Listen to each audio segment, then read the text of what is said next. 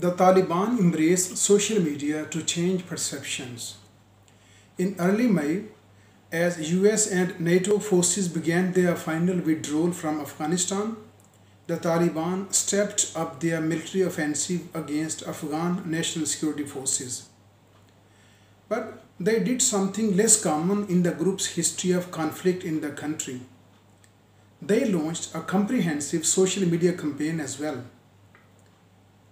A network of social media accounts highlighted the alleged failures of the Western-backed government in Kabul while lauding the Taliban's achievements.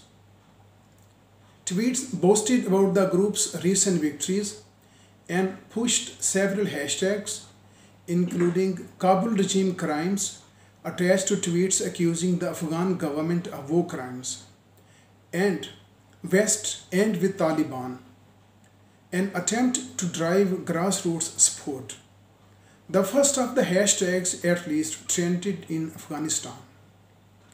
In response, Afghanistan's then Vice President Amrullah Saleh warned his forces and the public not to fall for false claims of Taliban victories on social media, and called on people to avoid sharing details of military operations that could compromise security. The Taliban have moved on from the staunch opposition to modern information technology and media and built a social media apparatus to amplify their message. When the Taliban first came to power in Afghanistan in 1996, they banned the internet and confiscated or destroyed television sets, cameras, and videotapes. In 2005, the official website of Islamic Emirates of Taliban was launched, and it now publishes content in 5 languages: Pashto, Dari, English, Urdu, and Arabic. The audio, video, and written content is overseen by the Cultural Commission of Islamic Emirates of Afghanistan, headed by their spokesperson Zabiullah Mujahid. Zabiullah Mujahid's first Twitter account was suspended by the company, but his new account, active since 2017, has more than 371,000 followers. Underneath him is a dedicated team of volunteers promoting the Taliban's ideology online.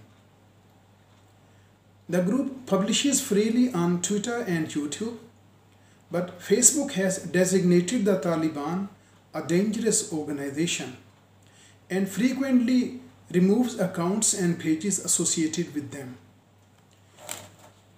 Facebook has said it will continue to ban Taliban content from its platforms. The Taliban were finding it hard to sustain their presence on Facebook and were focusing instead on Twitter.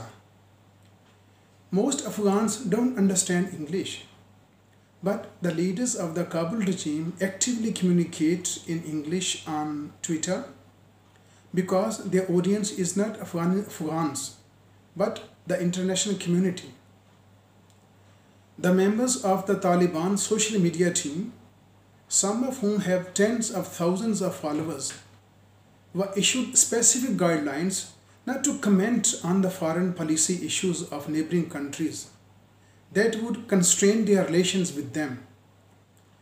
Today, in an effort to gain international legitimacy, their leadership is not only making media appearances, but promoting them heavily on social media. When the group's previously secretive spokesman Zabiullah Mujahid made a press conference appearance shortly after the fall of Kabul, the profile pictures of many Taliban Twitter accounts were changed to his image.